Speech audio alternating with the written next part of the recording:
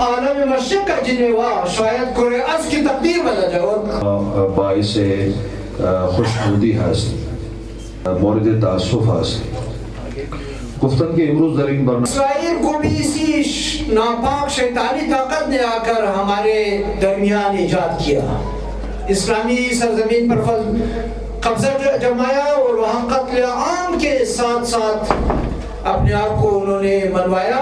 سب سے جہاد کا سب سے کمزور جو کہا گیا ہے کہ کم از کم آپ زبان سے تو اس کو برا کہہ سکتے ہیں، تو میرے پاس تو یہی ہے کہ میں اپنے الفاظ سے اس چیز کو کنڈم کروں. تو میرے خیال میں ہم آپ کے ساتھ ہیں، تمام مسلم امہ ہم سب ایک ہیں اس آواز کے اوپر.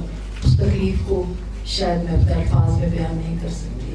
شاید اسرائیل اتنا انسانیت سے گر چکا ہے کہ جنگ میں بھی وہ جو ہے وہ ہسپتالوں کو ان کو اٹیک کر رہا ہے، جس پہ شاید پوری دنیا کے لوگ اس سے کہ وہ کس مذہب سے تعلق رکھتے ہیں. واشنگٹن ڈی سی کی ہسٹری میں اتنا بڑا ایجیٹیشن نہیں ہوا جو کہ اس موضوع پہ ہوا ہے. اس کا مطلب ہے کہ انسانیت ابھی زندہ ہے.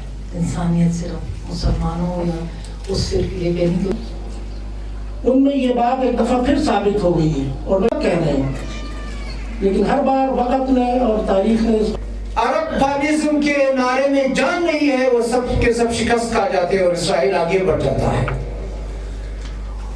اس 67 کی جنگ کے بعد باقاعدہ فلسطینی سو گئے، ختم ہو گئے، سب کچھ مزاحمتیں ختم. یہ تاریخ ہے، آپ ذرا دیکھ لیں. کب یہ تاریخ دوبارہ جنم جاتا ہے اور دوبارہ درمیان میں آ جاتی ہے اس کے بعد جب انقلاب اسلامی ایران میں رونما ہوتا ہے. کر سکتا ہے 1900 تھے جنہوں نے دنیا کے اوپر اپنا تسلط قائم ہے. تو برطانیہ